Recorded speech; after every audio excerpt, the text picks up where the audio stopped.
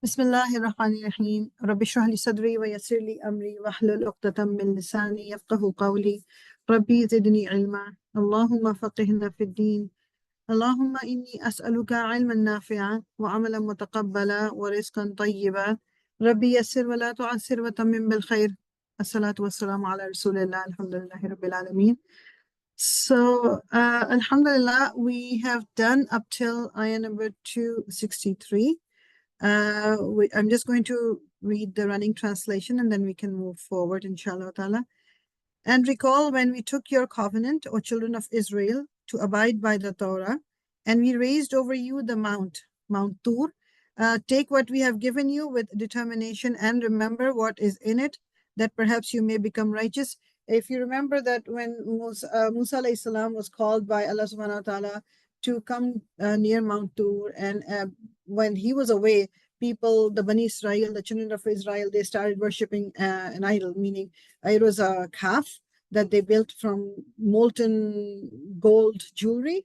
And when Musa alayhi salam returned and he found them worshipping that calf, he became really upset. And then they wanted to go and see, and they said that we will not listen to you until we see Allah Ta'ala ourselves. And they were taken to Mount Tur, and that's where this is what then Allah subhanahu wa ta'ala, they wanted to see Allah subhanahu wa ta'ala, and he raised Mount Tur above them, and they really became scared. And then some of them, like at that time, whoever went there, they died, and then they were given life again by Allah subhanahu wa ta'ala. And Allah subhanahu wa ta'ala is reminding them that we took a covenant. You promised that you're not going to do that again, and you made a promise that you are going to follow whatever is in the Torah. Thumma, then tawallaytum, you turned away, min ba'di dhalik, after that. So at that point you agreed and you said, you made a promise, and then you turned away again. Falawla, so if not, fadlullahi, it was for the grace of Allah, alaykum, upon you, wa rahmatuhu, and his mercy, lakuntum, surely you would have been min al khasirin, among the losers. So you turn back again, and like basically when Allah subhanahu wa ta'ala, they became afraid, and they made a promise to Allah subhanahu wa ta'ala, and then Allah subhanahu wa ta'ala forgave them. And that's what he is saying, that if he had not forgiven you, if he had never showed his mercy to you, you would have been among the losers. And for us, like we need to remember also that if the mercy of Allah subhanahu wa ta'ala is not there upon us, then we will be among the losers. No, we want Allah's mercy upon us because we make mistakes. We want Allah subhanahu wa ta'ala to forgive us. And from our on our part, what is required is that we do our best to follow the commands of Allah. We do our best, whatever we can, to the maximum capacity. And every one of us will have a different capacity. Every one of us is expected to do good according to their own capacities. So whatever I'm capable of doing, I will be answerable for that. My capabilities are not the same as yours, and yours are not the same as mine, and I will not be judged based on your capability. Maybe you have more capabilities than me, or maybe I have more capacity for certain things than you. So each and every person will be judged based on their own capacity. So here Allah subhanahu wa ta'ala is saying that you turn away, and then if it was not the mercy and grace of Allah, you would have been among the losers.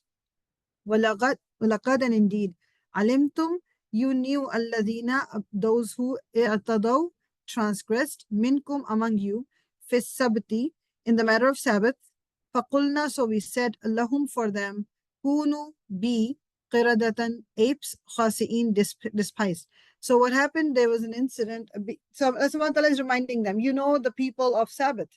And who were the people? Among the 12 tribes of the Bani Israel, the children of Israel. So when they came, like they were freed from the clutches of Pharaoh, and they came and they were living near the Red Sea. At that time, they were told, okay, and their main source of income, you can say, was fishing.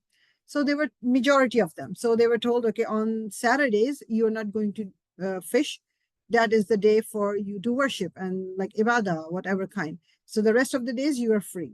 So initially, they did what they were told, but then they will see that, oh, there's so much fish coming up, like they're jumping out of water on Saturdays, and we are not able to. Then they started devising plans, and they made small puddles and small pools of water, or some ways in which the fish would come in those small puddles, and they will not catch them at that time. They will wait till the nighttime after the next day, that like Sunday will begin, and they will just catch those fish. Basically, they created a way of not openly disobeying Allah, but just like a mockery. Basically, they were doing what they were told not to do, but in a different way. And at that time, then they were punished by Allah subhanahu wa ta'ala. And those people who were involved in this kind of mockery, they were turned into apes. And some say they were turned into apes and pigs, basically. And then some say, the scholars say, they lived for not many days after that, and they all of them died. So these apes or pigs that we see today, it has nothing to do. These are not the offsprings of those people. Some people have this idea, oh, are these the same monkeys or swines? No, those people, they died, but that was the punishment, that they were turned into apes. And because they, and okay, that is an example that Allah subhanahu wa ta'ala chose to keep in the Quran for us. Now, we can have so many examples, like sometimes in the matters of, for example, interest or mortgages or halal or haram or marriages or clothing or what, we find certain ways of doing things that people might, well, we will say, okay, no, this is from Islam, but we are in fact like making a mockery out of Islam. We are doing things that we want to do the way we want to do. A simple way, I feel that a simple example, Allah subhanahu wa ta'ala has said that He's told us that He might forgive every sin, but He will not forgive shirk. Shirk is making partners with Allah. So do we not see that happening?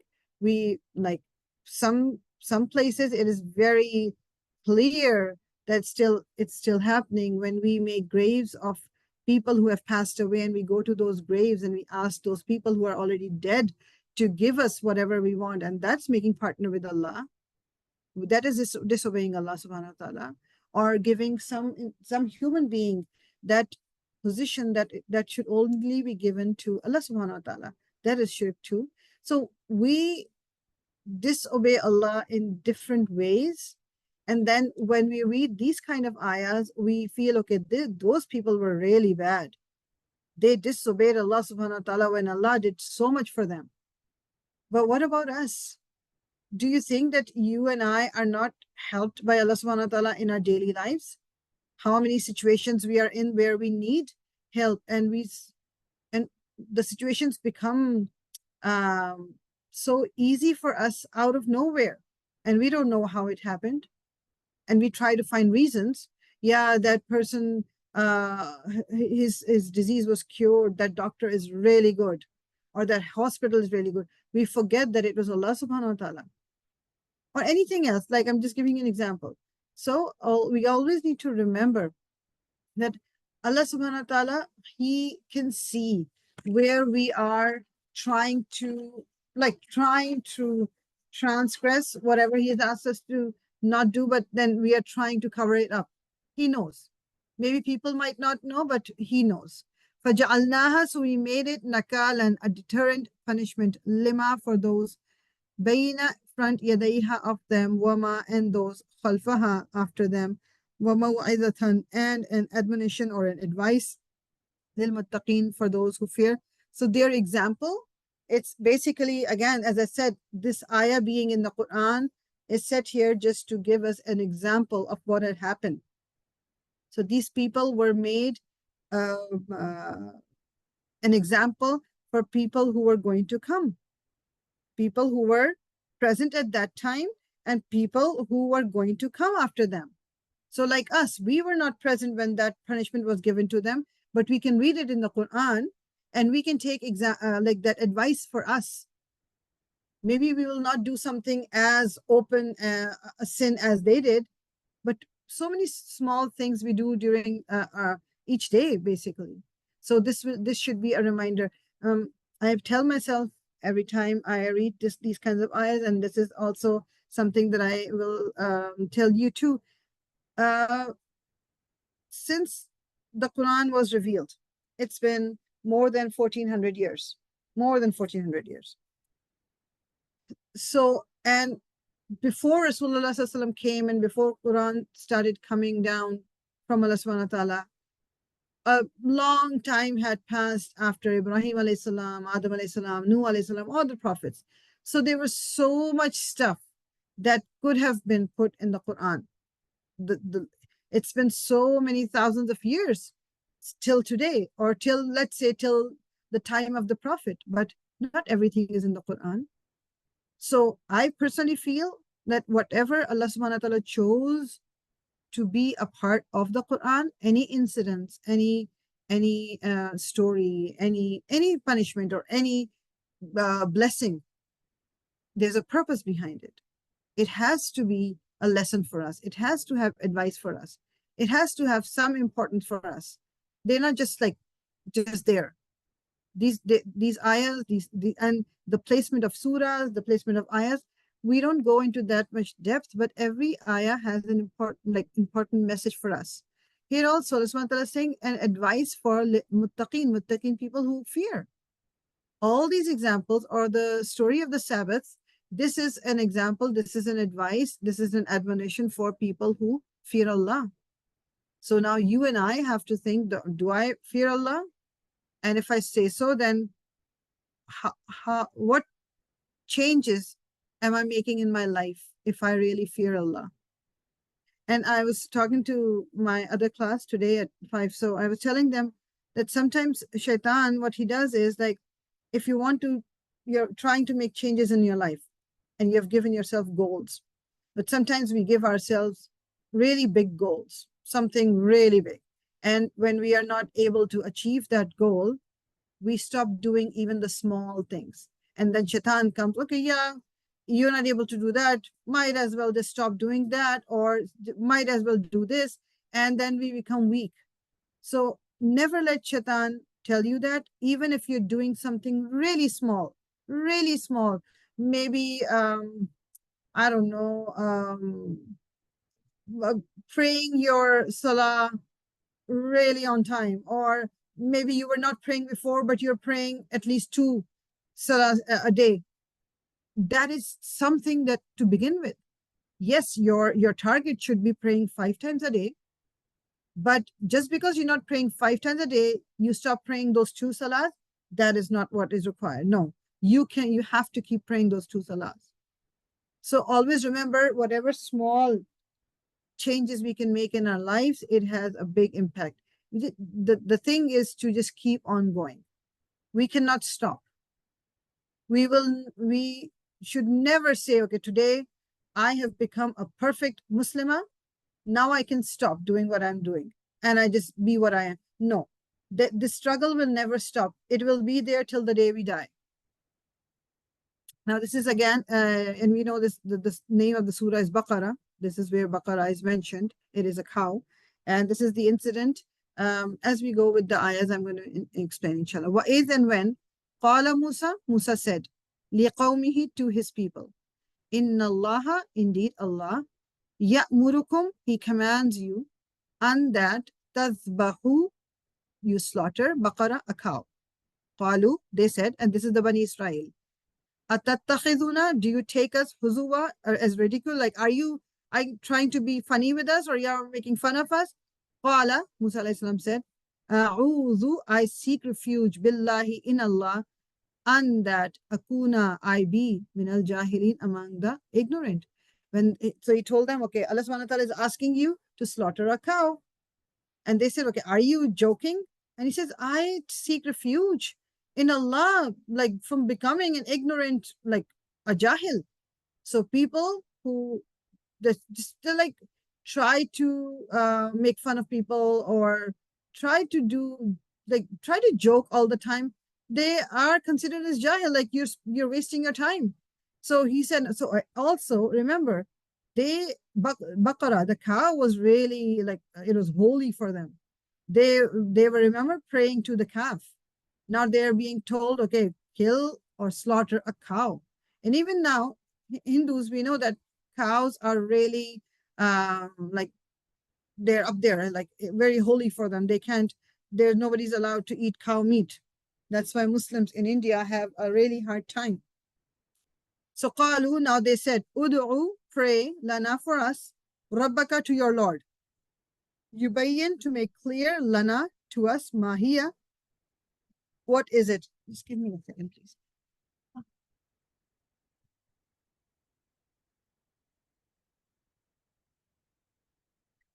Yeah, so they say, okay, ask your Lord to make it clear for us, like what?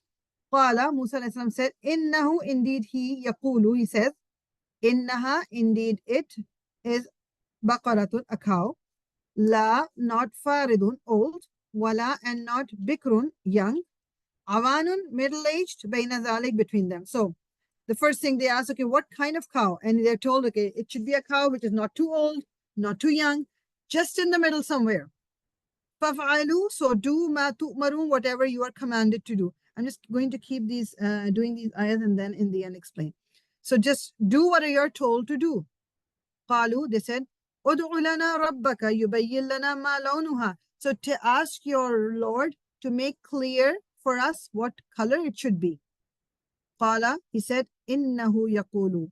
Indeed, he says, like the Rabb, the Lord says, innaha, indeed it is baqaratun, a cow, safra'u, yellow, faqi'un, bright, lawnuha, in color, tasurru, pleasing, an-nadhirin, those who see it. So yellowish, like brown, yellow, whatever color, orangish, you can sometimes you'll see orangish cow, and it should be so bright and so pleasant to look at. Like it should be a beautiful cow. It should be a beautiful cow. Now they keep on asking, okay, qalu lana, they said, pray for us, rabbaka, to your Lord, yubayyin lana, to make clear for us, mahiya, what is it? Inna, indeed, al-baqarah, the cow, the shabaha, looks alike, alayna, to us, like it's, we are in doubt. Basically, it's not clear to us. Wa inna, and indeed we, insha'Allah, if Allah wills, la muhtadun, will surely be who are guided. So now they're saying, okay, no, we are still confused. Ask Allah subhanahu wa ta'ala, just make it a bit more clear for us, and inshallah we're going to do what basically what happened. They were asking these questions because they did not want to do what they were asked to do. So it happens, like sometimes when we find a fatwa about something and then we try to go to another scholar, to another scholar, or to another scholar, or we keep on asking a question so that maybe they will give us an answer that we like, or it will suit us. This is what they were doing. They kept on asking questions. Qala, Musa alayhi salam said, innahu, indeed he, yaqulu, he says, innaha, indeed baqara, indeed the cow, la zalulun, not trained, tuthiru, to plow, al-arda, the earth. So it's not a cow that is used to plow the land, wala, and not tasqil hartha, and not to water the field, musallamatun, sound, like complete, la, no shiyata fiha, no blemish on it, meaning it should be a clear and pure and beautiful cow with no marks on it, no nothing, no blemish. Qalu, they said, al-ana, now, jita, you have come bil haqq, with the truth. Because now, like, it had become really clear, because there was a specific cow that matched all these requirements. If they had done, the first ayah said, slaughter a cow. If they have picked on any cow and slaughtered it, it would have stopped there. They kept on asking a question, and because they didn't want to do it, and then all these answers pointed to a cow that they really didn't want to slaughter. فَذَبَحُوهَا, so they slaughtered, وَمَا كَادُوا, and they were not near يَفْعَلُونَ, of doing it. That cow, they had to pay, it was for, the owner was a boy. They had to pay a lot of money to get that cow, that specific cow, and then they slaughtered it. So sometimes when we keep on, our teacher used to say that the more questions you ask, the things become harder. Sometimes it's best, yeah, you should know the deen, you should know right and wrong, but then going into the nitty-gritty, into the details of things, sometimes that becomes hard. Okay, if this is halal, okay, if this is halal, or this is not halal, like we ask too many questions. So Now, the story behind this was that at the same time, one thing was in their hearts, they were still worshipping the cows. So Allah subhanahu wa ta'ala wanted to teach them a lesson. And the second thing was that there was a murder of a person at that time, and there were 12 tribes of Bani Israel, and nobody accepted, nobody accepted the murder. Nobody accepted that, okay, yeah, our tribe did it or whoever. So Allah subhanahu wa ta'ala said, okay, slaughter this cow and then take a piece of this meat and then touch that body with this meat. And what happened was when they did that body became alive and it told everyone the name of the person who killed him, and then it died again. So this was again a miracle as well. Like, this was not something small. Like, if somebody wants to believe, this is a big miracle. So that was also a reason that all of this happened. وَإِذْ and when you killed, when you qataltum, you killed nafsan, a man, فَدَّارَتُمْ then you disputed fiha, concerning it. Wallahu, but Allah, mukhriju, is the one who brought forth ma kuntum, what you were taktumun, what you were concealing. So I already told you the story behind this one. فَقُلْنَا so we said, idribuhu, strike him, bibadiha, with a part of it. So the meat part. So just take a piece of the meat and strike the body with it.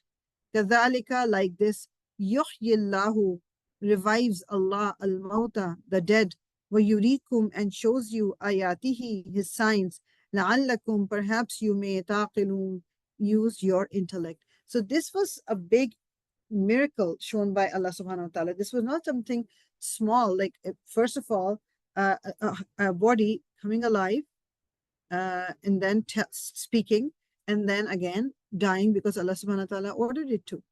And is only people who use their intellect. Taqilun aql. Aql is intellect. Only people who use their intellect. Otherwise, like even in the time of Prophet Muhammad sallallahu alaihi wasallam, there were so many miracles that Allah subhanahu wa ta'ala showed, but people who did not want to believe, they didn't believe. So come to this time in our day and age, if we open the Quran, if we see around us, there are so many miracles of Allah that we see. Like every year when spring comes, the dead ground, the grass, the tree leaves, and everything that is dead, it becomes alive. And like we ourselves see that the grass that was brown, now suddenly green grass is coming out. And what is just water comes and everything is green, and there are flowers blooming, the fruits, the vegetables, and everything is there. And we know that everything was dead. And this is a miracle because like that's how Allah subhanahu wa ta'ala is going to make every one of us come alive again on the day of judgment. Is this not a miracle? The same ground where we sow a seed, we have the apples, we have the oranges, let's say the strawberries, raspberries, bananas, whatever fruits. Same water, same mud, same dirt, same sand. But one is the same water is giving rise to an apple tree or an orange tree, and everything is different. Everything tastes different, looks different. The same ground. Or let's say the example of two apple trees, same ground, same seed, same water, two different kinds of apples. Who is making this happen? A human body, a human being born. How that baby, that fetus that grows inside a mom's womb, and then a human being is born. Is this not a miracle? But people, when they don't want to believe, they don't believe, even if something is really clear. So this is what happened with the Bani Israel. Even when this happened, this miracle happened, they still did not believe. They still kept on doing what they were doing before. I think okay, let me see how much time there is. No, we are all end of time. So we will stop, inshallah. Ayah number 73, inshallah ta'ala. And we will continue next week. Mondays are the days that we continue. This was only because this Monday we couldn't have a class. So subhanakallahumma wa bihamdika nashhadu an la ilaha illa anta nastaghfiruka wa natubu ilayk. ربنا تقبل منا إنك أنت السميع العليم وتب علينا إنك أنت التواب الرحيم. الصلاة والسلام على رسول الله الحمد لله رب العالمين.